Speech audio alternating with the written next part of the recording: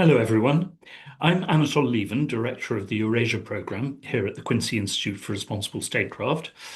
We are, as I hope you know by now, a new institute, relatively new, dedicated to the pursuit of prudence and restraint in US foreign and security policy.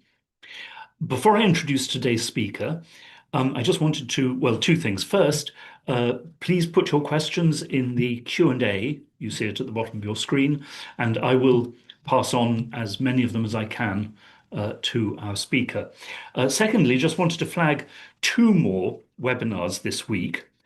Tomorrow at 10:30 a.m. EST, we have a webinar on the further expansion or not of the European Union and the Euro.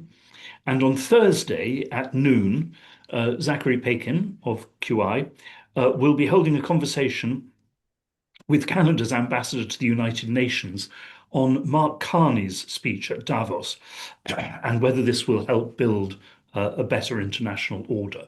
So I hope that you can also listen into those.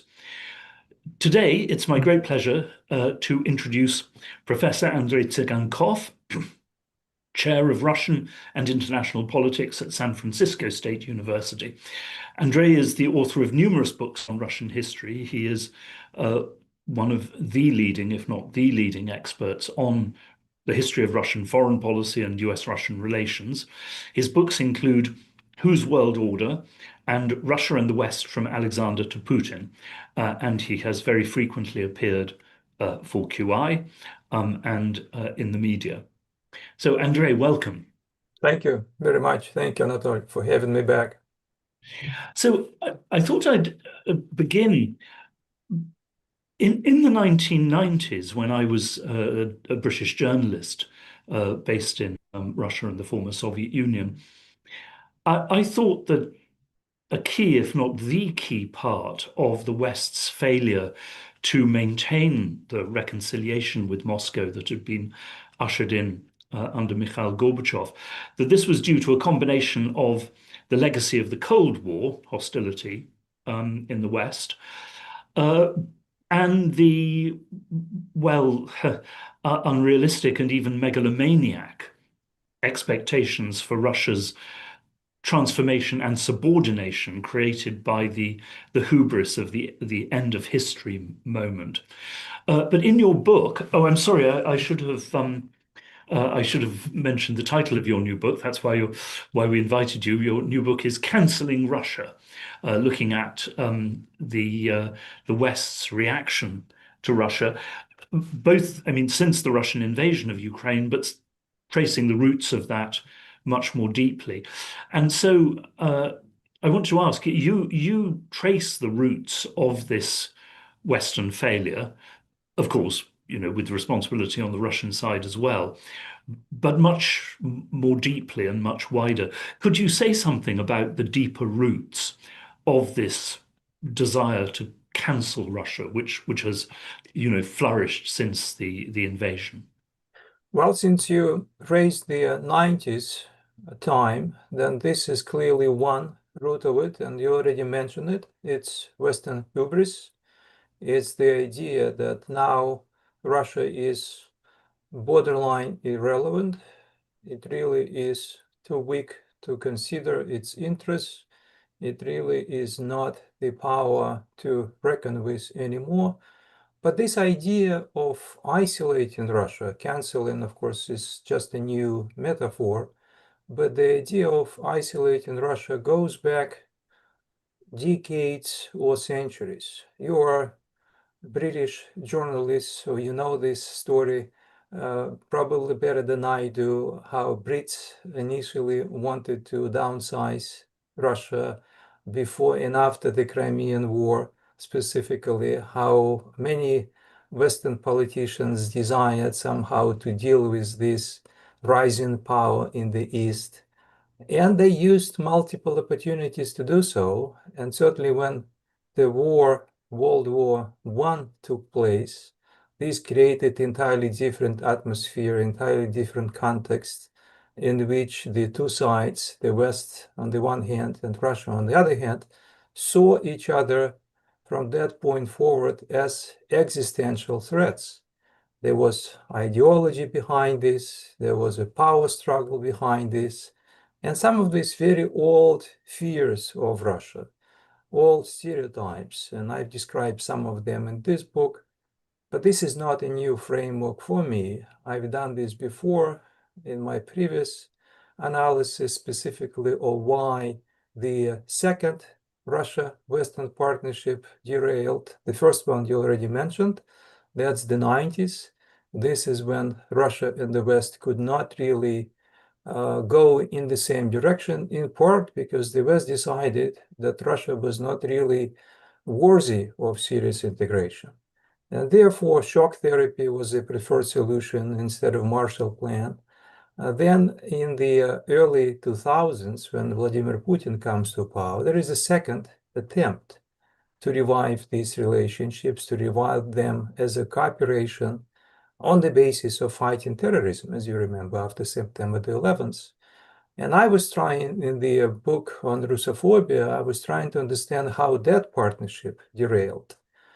And this was also a combination of viewing Russia as largely not irrelevant. George W. Bush did not see Russia as irrelevant, but he saw Russia as a junior partner, as a partner that will go along simply because it will be realistic. It will recognize that we are the new Rome, so to speak, and therefore Russia will have to recognize it. And as we remember, Russia did not.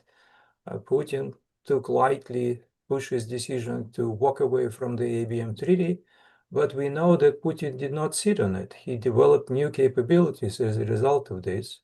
So this was the second opportunity. Here, hubris played a role as well that you mentioned, but these people that I'm trying to describe in the book, those whom I call the Western hawks, they played a role as well. They contributed to this. They played up the image of Russia as not just irrelevant, but as a real threat to the West.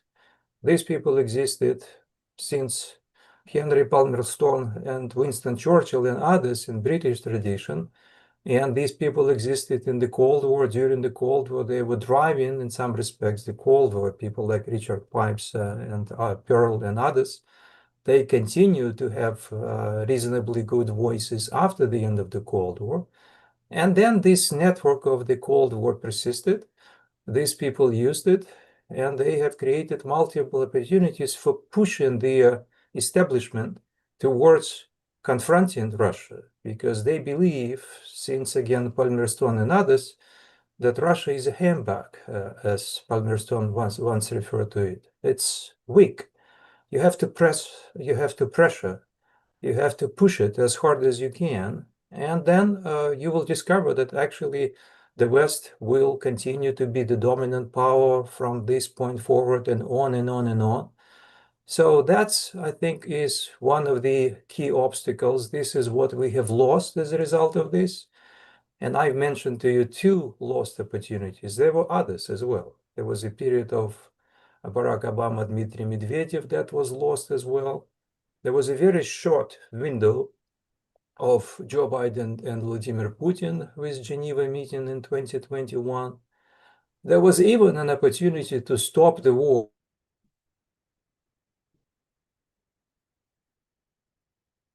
Andrei seems to have frozen, but I hope I'm coming back. Ah.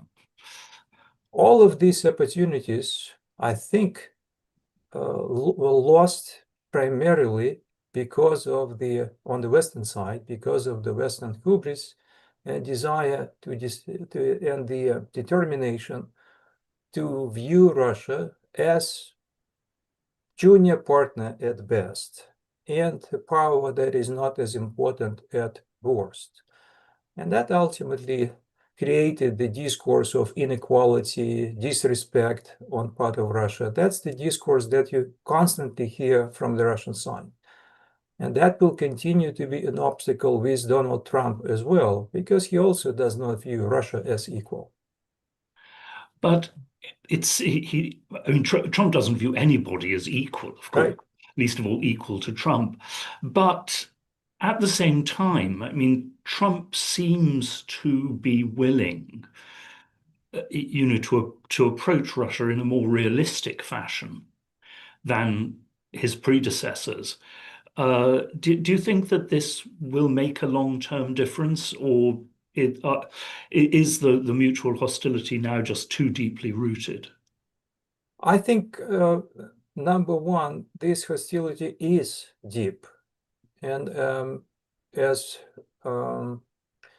I think you know from research in Russia, there is a very deep opposition to the United States' role in the world.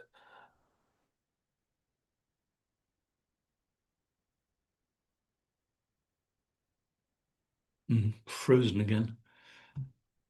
I'm sorry, we have communications difficulties today. And in the Kremlin as well. So there is a difference.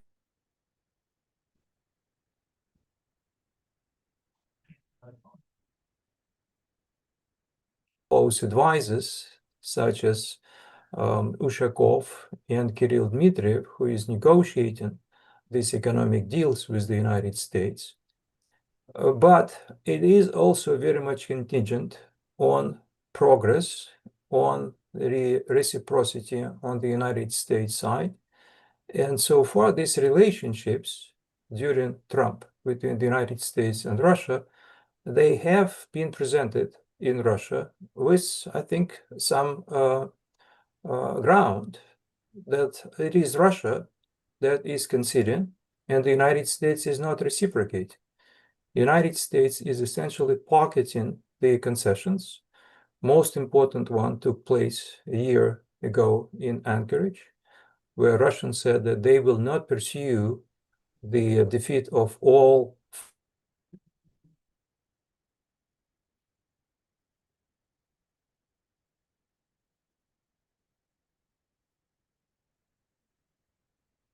I'm really sorry. This is becoming a problem, but Withdrawing from Donbass. They saw this as a concession, and given that Russia continues to move forward slowly but surely, it was also a concession that they saw as reasonable. And they also saw, at least we're gathering from different sources, that the United States was willing to play along. The United States said, okay, we will then do the best that we can to persuade the other side, meaning Ukraine and Europe, that this is a reasonable enough ground for a compromise moving forward. But as we remember, and as we know, we're now in the fourth or fifth round of going back and forth and nothing moving forward, really. Again, we don't know enough, certainly I don't, of what is happening in Abu Dhabi and some other places. But judging by the official statements, that much we can trace. There is not much progress on these fundamental issues that were at least on the table in Alaska. So this is where at least the discourse that you hear in Russian political circles is that we are doing the best that we can to offer some concessions. And instead, Donald Trump is simply taking these concessions, pockets them, and continues the policies of moving forward with sanctions, threatening Russia. Today's statement from Sergei Lavrov, when he gave an interview to BRICS TV, and from Dmitry Peskov, who is official spokesman of the Kremlin, also indicate that the Kremlin is frustrated with the United States using sticks rather than carrots and not really reciprocating on what Russia sees as a meaningful concessions on its part. So here, I think Trump may be one problem in this respect. Even though he has initiated the dialogue, he has to be commended for it. But the other side of it, I think you raised the question of long-term implications. And long-term implications, and that all, of course, stretch beyond Donald Trump. We don't know what's going to happen with Donald Trump. The Kremlin is awfully cautious on this. The Kremlin doesn't know who will come to replace Donald Trump. Donald Trump is not doing very well domestically. He is losing his ratings on the economic front, even on the immigration front. The ICE the handling of riots is going to go to a long way in the future elections. This is also something that will undermine Donald Trump's ability to handle foreign policy.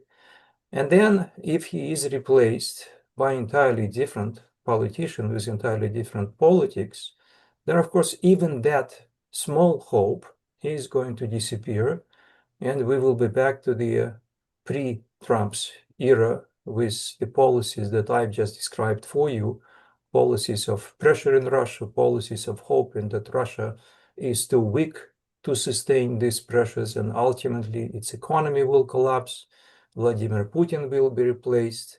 We will have someone, if we're lucky, someone who is now in opposition abroad in Russia, leading Russia, and we will have our men again in Moscow, and things will improve fundamentally.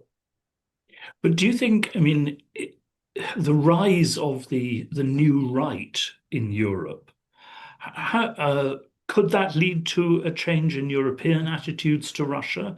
And how much hope do you think that the Russian government invests in these new right-wing parties from that point of view? I think that certainly there is some hope that there will be change of elites.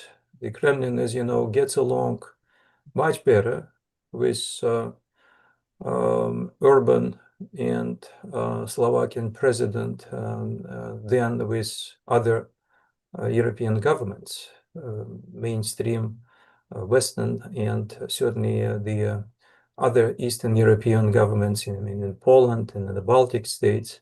This is the preference for on the part of Russia to have a different interlocutor, to have a different partner in Europe. So to this extent, you can bet that the Kremlin is hopeful that there will be change. On the other hand, I also hear caution, voices of caution that we don't know what this nationalism really means. We don't know if German nationalism is necessarily a good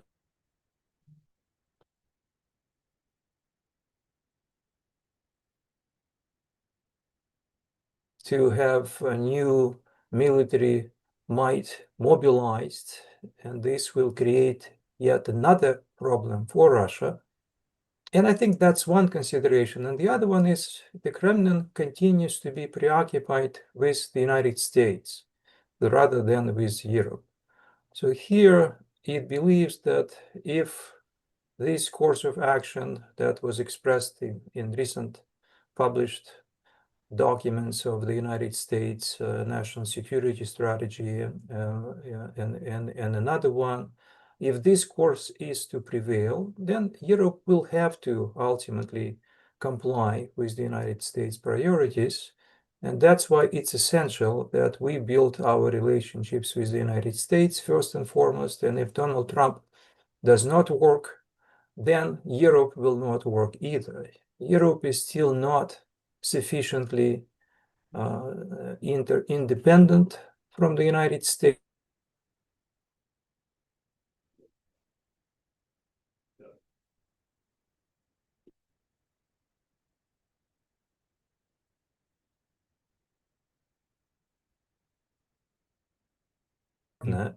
Then we will solve this without Europe. And if that's not the case, then Europe is still not strong enough, even with alternative for Germany or people around Le Pen possibly challenging liberal politicians in Europe, they will not be independent enough. I think that's the calculus. Mm. One thing that has puzzled me, well, there's a question from the audience about Gorbachev. Obviously, Gorbachev became extremely unpopular in Russia, and indeed in some of the other republics as well, and the ordinary population, because he was seen as, having ended the Soviet Union and led to catastrophe.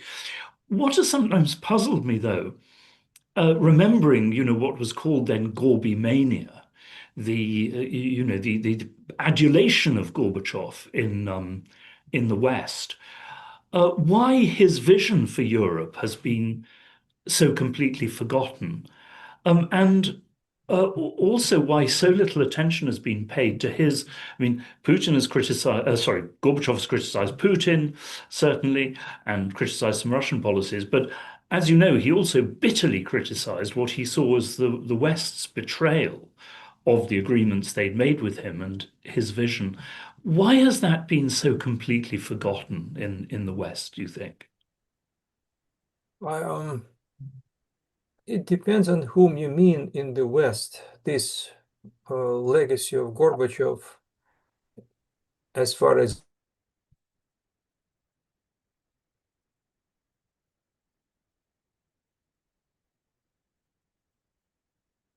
in Russia, Gorbachev is probably the second least favorite politician in Russia today, second after Boris Yeltsin.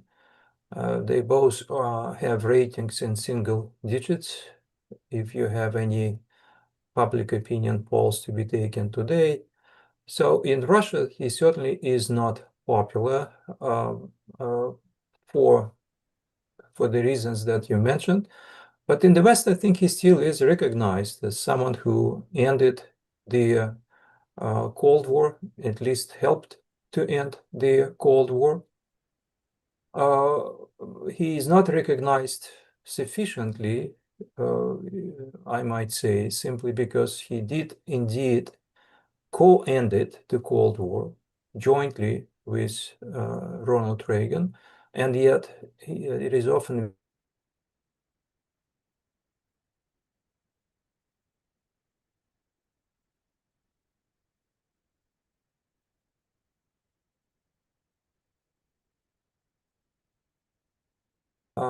and the Gorbachev, therefore, is viewed in some respects as an overseer of strategic retreat, someone who had to recognize that the Soviet Union was not functioning. But the reality is the picture of what happened is different. And what happened with, as we remember, was that it was a really joint effort on part of both the United States and the Soviet Union, and that's how Gorbachev should be remembered. So I don't know if his legacy is forgotten as much as it is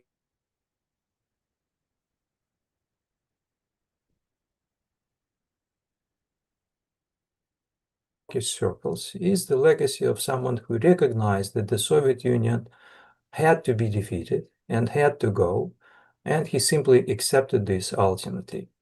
Whereas again, in reality, this was entirely different.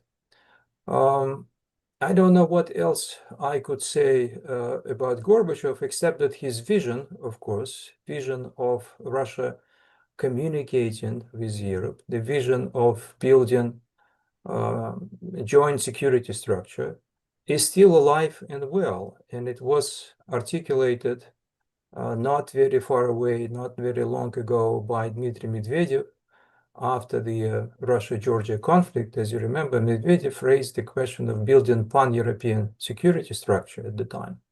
Now, of course, we live in an entirely different era, you might say, and Medvedev is an entirely different person these days. Mm. But at the time, this is not very far away. This is less than 20 years ago when he proposed the idea of building pan-European security structure, almost verbatim repeating what Gorbachev was proposing, not naming Gorbachev for understandable reasons, domestic reasons, but it was essentially a blueprint of rebuilding the relationships with Europe that Russia was meaningfully evicted from after the end of the Cold War.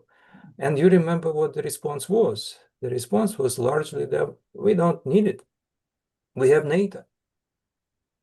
NATO is doing what we need, what we believe it needs to be doing, whereas Medvedev was arguing that the Russia-Georgia conflict is the very evidence that NATO is not really the optimal structure for the European security. Russia must be in it, and Russia must have a different voice. But then again, Russia was dismissed as not quite relevant in a polite fashion at the time, because Medvedev was viewed as useful. to European and American leaders, and they wanted to continue to build relationships with him. But at the same time, NATO expansion continued. Missile defense system project was not off shelf at all. All these developments continued in a somewhat different form, but Barack Obama continued with this, and ultimately Medvedev became a hawk. He became a hawk way before the Russia-Ukraine war. He became a hawk already in the late 2010 when he said that we will deploy Iskander missiles to counter your missile defense system. That was a very different language as well. And again, you might ask yourself the same question that you raised. Why is it that the West did not take him seriously at the time?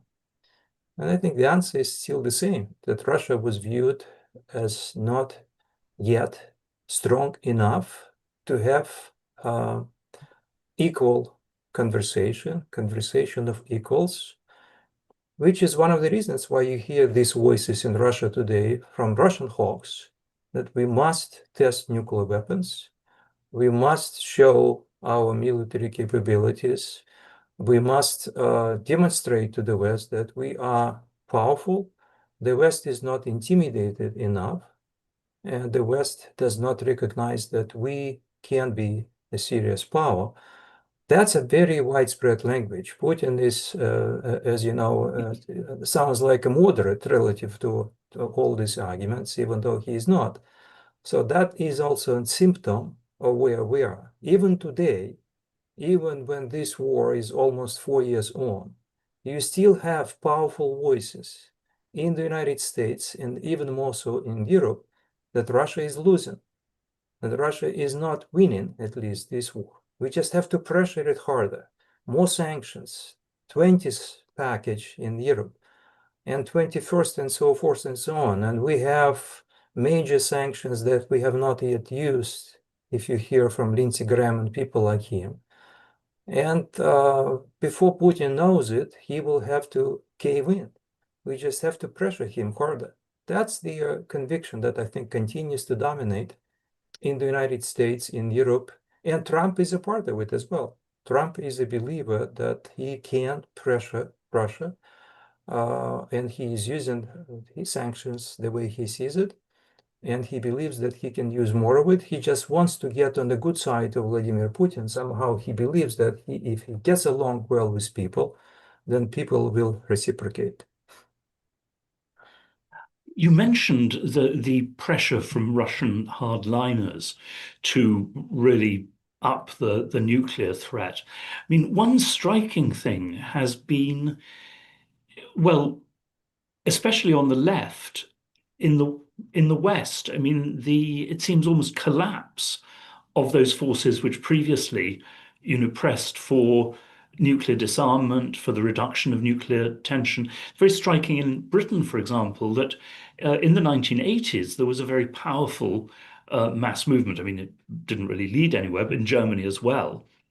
Um, against the deployment of new nuclear missiles by NATO in Europe, CND, the Campaign for Nuclear Disarmament, the Greens in Germany. Now, at present, according to many analysts, the threat of nuclear war because of the war in Ukraine is higher than at almost any time in the Cold War, perhaps with the exception of the Cuban Missile Crisis. And yet there seems much less concern about that. And on the left, far less pressure for movements for peace and disarmament. Why do you think that is? Why the contrast with the Cold War on the left? Well, and it probably is not limited to the left too. That raises a big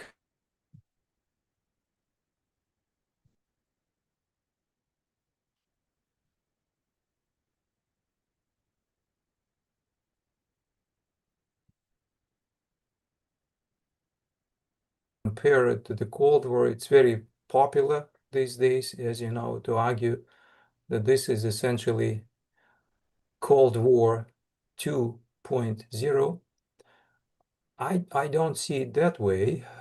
I think that the system in which we live can be called a system, even though it's instability, even though institutions are being undermined and replaced as we speak. It still is a relatively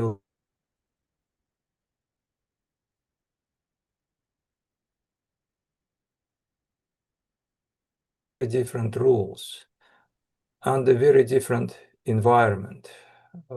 This is not what we used to have during the Cold War. During the Cold War, as you remember, for the most part, although there were different periods too, during the early Cold War, the United States wanted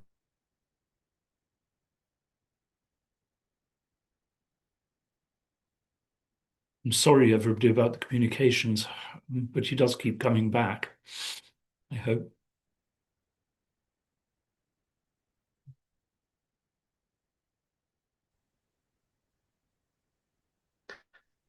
Are you able to hear me? You're back now, yes. Okay, okay. Yeah. For the most part, during the Cold War, there was what we call balance of power established. But balance of power, in that case, it was a bipolar balance of power. Balance of power is not only when we have two major poles able to demonstrate their military capabilities. It's also their mutual recognition. It's also the system of treaties. It's the acknowledgement on both sides that we are potentially mutual threats to each other. We can eliminate each other, and therefore we have to recognize that. We have to move forward based on this balance of power. We don't have it today. We are very far off from major powers recognizing their military capabilities limitations.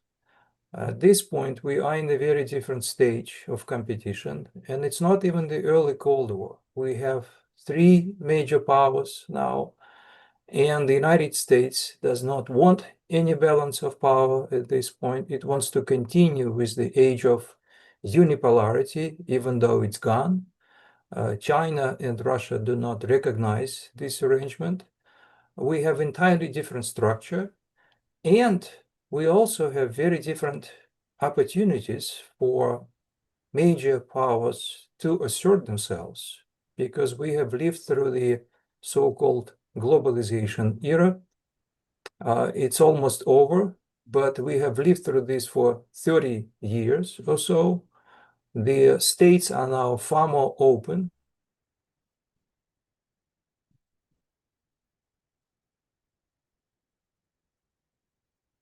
at level, and that allows different countries to penetrate each other far more successfully, far more effectively than before.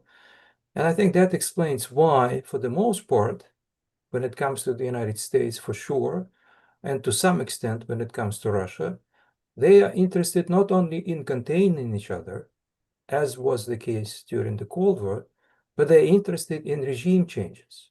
They're interested in fundamentally undermining each other's political structure.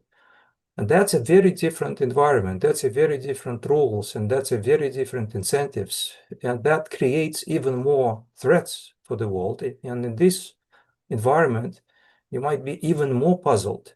Why is it that the nuclear weapons are not frightening both sides from being used? Because it is far more dangerous.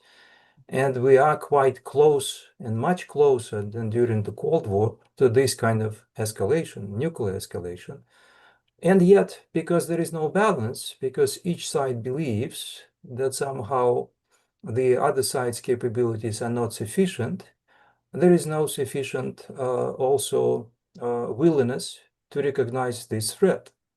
Everyone is still demonstrating its capabilities. Everyone still wants to show what it has. Putin occasionally reveals new types of weapons, and he will continue to do so. He is not using these weapons except for test purposes, but he is demonstrating that he has those. Donald Trump says, I want these weapons to be included in the future nuclear agreement. And Russia says, well, we have our conditions as well.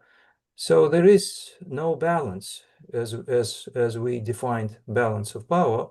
There is only power brinkmanship and rivalry. And that explains these really dangerous attitudes, primarily on the Western side, because it also is accompanied by the attitude that you and I have just described, that Russia is still not strong enough. It has to show to us that it is a worthy partner. And this creates a problem, and this creates a very dangerous environment. Even President Biden, who is Trump's predecessor and who is certainly in the group of the whom I call the Western hawks, recognized this danger and tried to the extent possible control the escalation and assistance for Ukraine. But many around him don't. Many around him in Washington and many in the West, in Europe, still view this as not sufficiently developed type of pressure on Russia. That's Yes, where we are. you make the point in your book that whereas Eisenhower in the 1950s rejected rollback of Soviet power in Eastern Europe, backed by US military force, Eisenhower rejected the pressure for that in the US. This is, in fact, has been the strategy that the West has adopted in recent years. But it does look as if Trump now is really not anxious to take on new security commitments in Europe. And with this shift in the relative balance of power, do you think that the US will be simply forced to become more prudent towards Russia in future, even if the candidate wins in 2028? Did you mean the US or the European Union? First, the US. I mean, the EU, well, I'm still not sure how seriously to take, the EU ideas for a reassurance force and so on. But for the United States, Trump is already a change, a very considerable change in how the United States wants to deal with Russia. But as we said, Trump is there for another 2 years, 2.5 years, and then there will be an entirely different transition. So Russians are not at this point, they are not willing to develop a strategy based on someone who will be interested in continuing dialogue with Russia. And Trump, again, for all the criticism that we have discussed so far, I don't see him as coming back to his predecessors' attitudes towards Russia. I don't see him reviving Biden's policies towards Russia.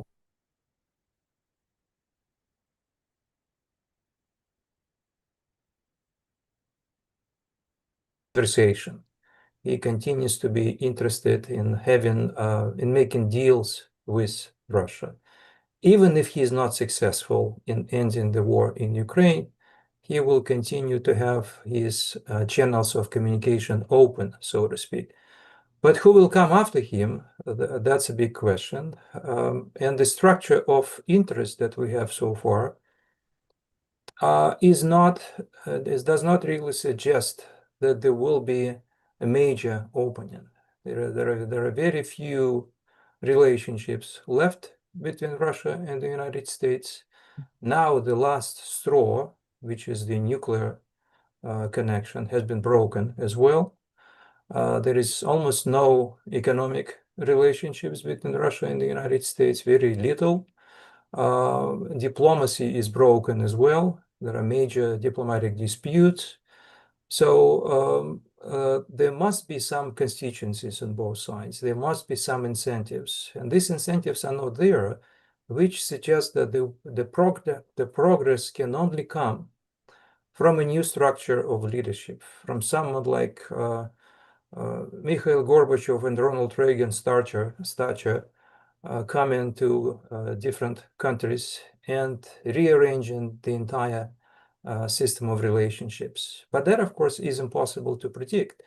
You can only make some predictions based on valid trends, and these trends are not pointing, I'm afraid, towards a meaningful relationship. A question from the audience. How important do you think is the rise of what has been called the Global South, and of BRICS and the Shanghai Cooperation Organization in particular? Does this usher in a significantly new order or basis for international relations, in your view, and for the position of Russia and the position of the West? It depends on what you define as important. If you see BRICS and other institutions outside the liberal world order, liberal West institutions, Shanghai Cooperation Organization, local institutions that Russia has put in place in Eurasia and several others in Asia, in Latin America, then they are meaningful, they are significant, and they continue to slowly but surely rebuild trade and security relationships, diversifying away from the West. You see this in relationships between Russia and India. You see this in relationships between Russia and South Africa and several other African countries. You certainly see this growing further in relationships between Russia and China. So far, so good. But at the same time, this is not yet a replacement. This is not yet a meaningful alternative to what we have as a collapsing structure of the international system. And if that system now collapses for whatever reasons, can be a dollar or something else, then these institutions are still islands of future institutional architecture. They will not be able to replace the old institutions. They are not there yet. And they are also very cautious in their foreign policies because they want to take advantage of the existing infrastructure. They want to take advantage of even some collapsing institutions, but they are not ready to pull in resources and to replace the structure, which is perhaps another reason why not only Vladimir Putin, but many of these countries are unanimous in their support for the United Nations.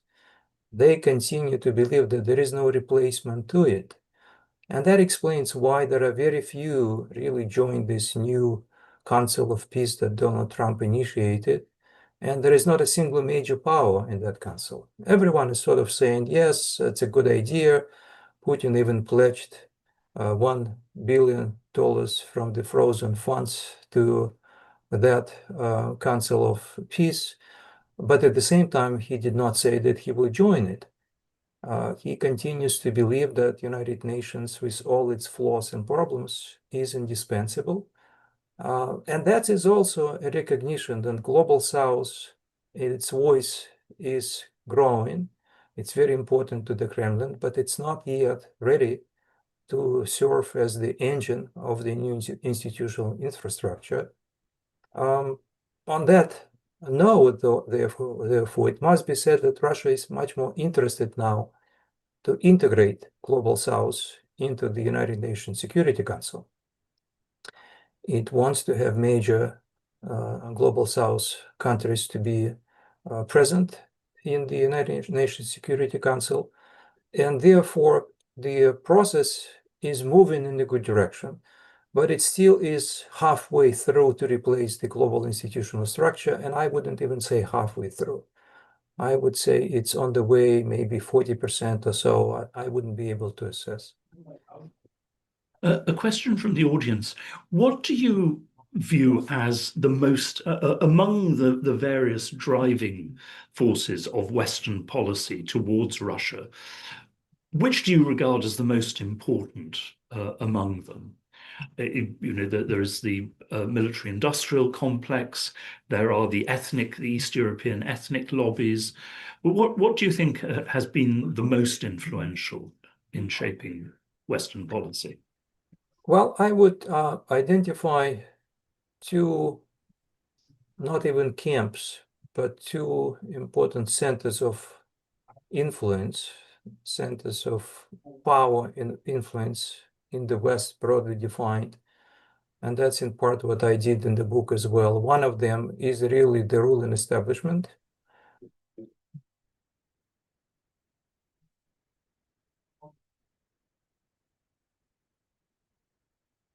Please keep it down. And the other one, should I continue, Anatoly? Yes, do go on. Yeah.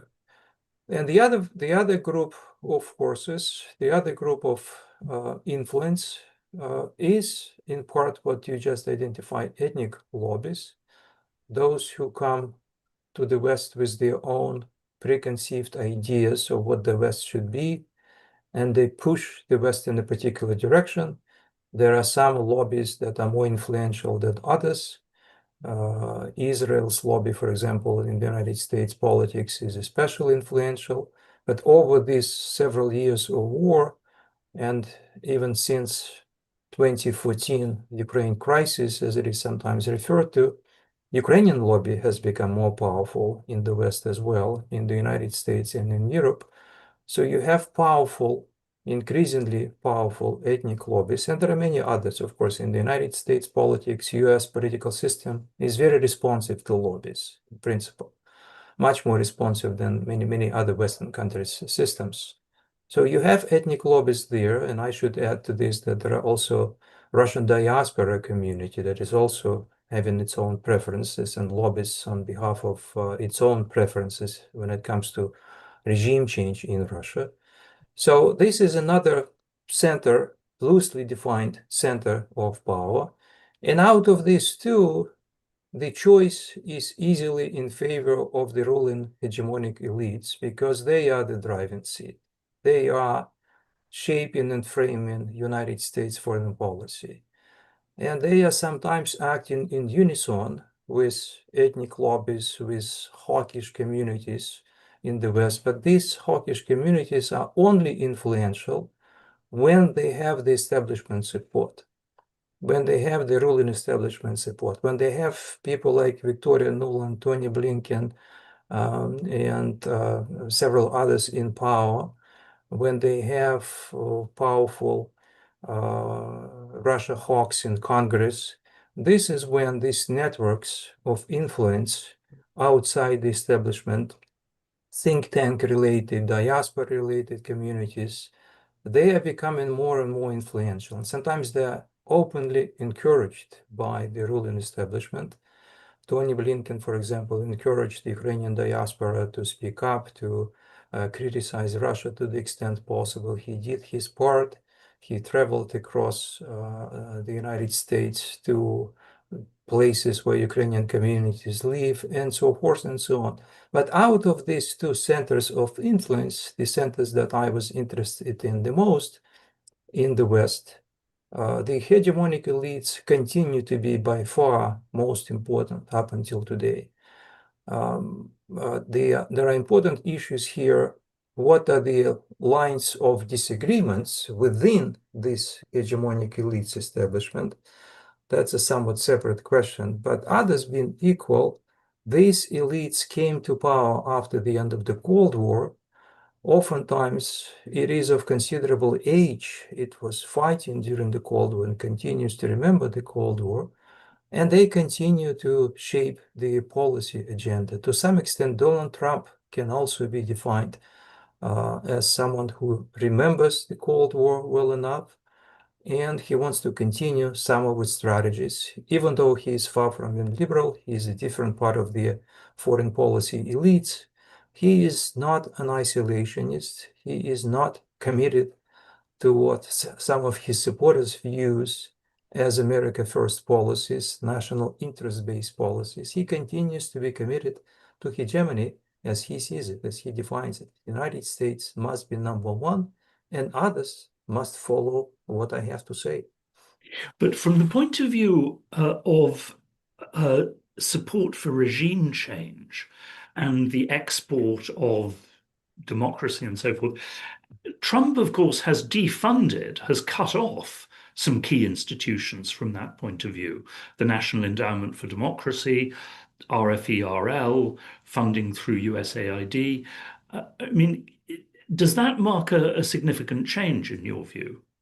It's a significant change relative to how liberal elites operated, relative to how they wanted to do to pursue regime change across the world. He doesn't want to spend money on these institutions, on these networks. He doesn't want to fund those who he believes are not his allies. I think Donald Trump is certainly a global phenomenon, but he first and foremost should be viewed as a domestic phenomenon, as someone who comes to power because the previous elites, liberal elites in the United States in particular, really mishandled the United States economic and political development after the end of the Cold War. They decided that the whole world now will be at America's service. And in the meantime, they developed all kinds of disgruntled and unhappy constituencies inside the United States that ultimately voted for Trump. So Trump is an American nationalist. He wants, first and foremost, to protect American communities of those who suffered from the liberal globalization. And he wants to limit the power of all liberal institutions, liberal networks, and USAID is one of them. This is in part ideological on his part. If Trump has an ideology, it's anti-liberal ideology. It's an ideology of American nationalism, economic nationalism first and foremost, but also immigration-based nationalism, for sure. You might say to some extent white nationalism. So that's what he is coming from. I think it's less about cutting funds for regime changes. It's more about his loyalties, domestic loyalties. It's about making sure that liberals anywhere across the world are not presenting any challenge to him, which is why he sent his envoy, J.D. Vance, to Europe to deliver that speech in Munich to really blast European liberalism. He continues to believe that we are salvaging European civilization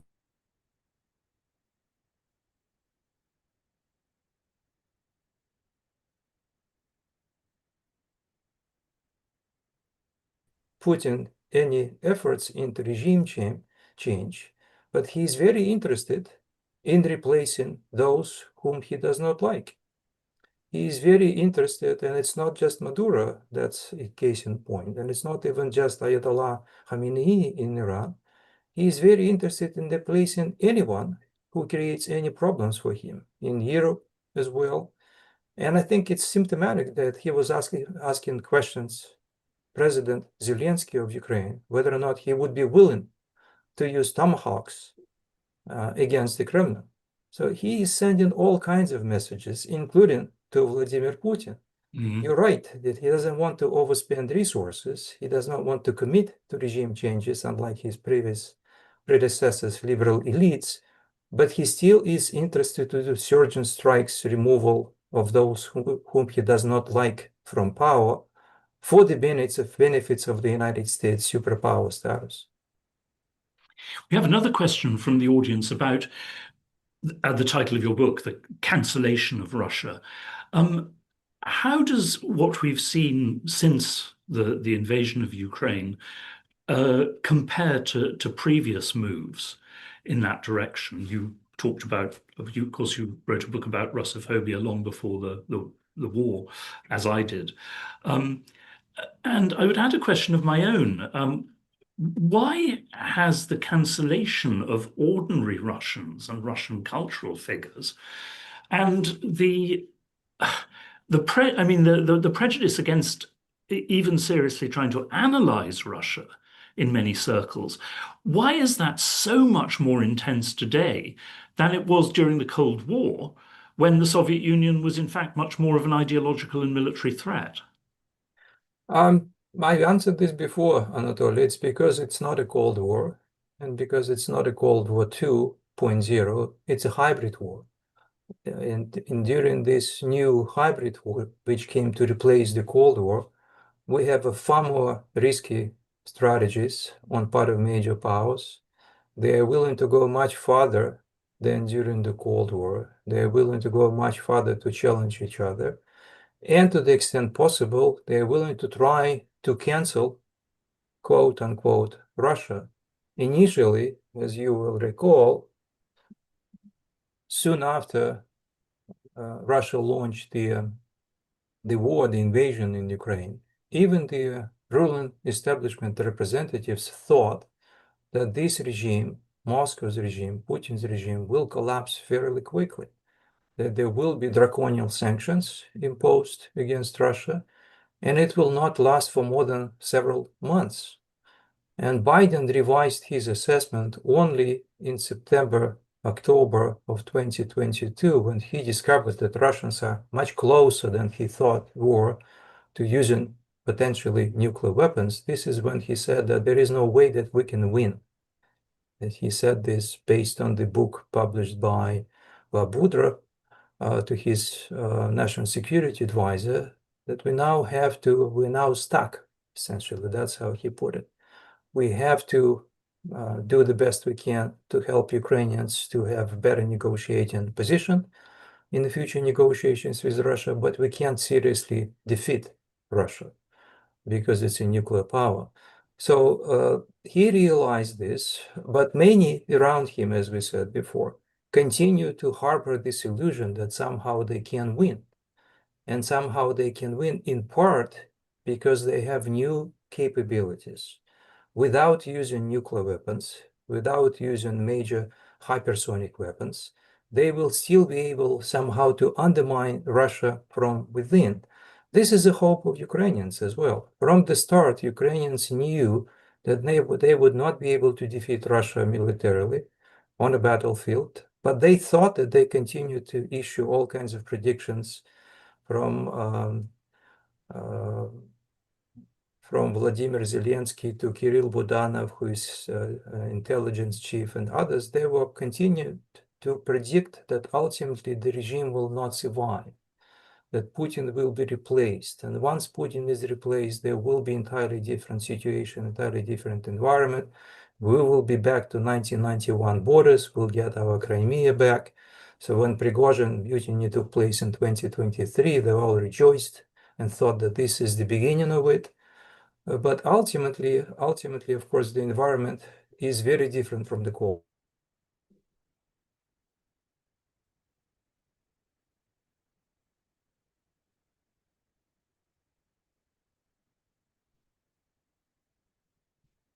Continue to hope that they will be able to fundamentally undermine each other, change each other's opinion without relying on nuclear weapons. Last question, very briefly. In a few words, what would you say that Russia wants from the United States? In an ideal world, what would the Russian government want from the US? Well, in a very few words, Russia wants to be left alone. It wants to be left alone when it comes to its own security interests. It wants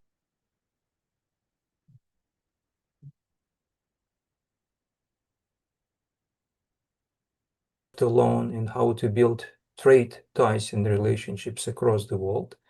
It does not want to be pressured. It wants to be negotiated, as we said, on equal basis. Well, Andrei, thank you so much. That Thank was you. fascinating.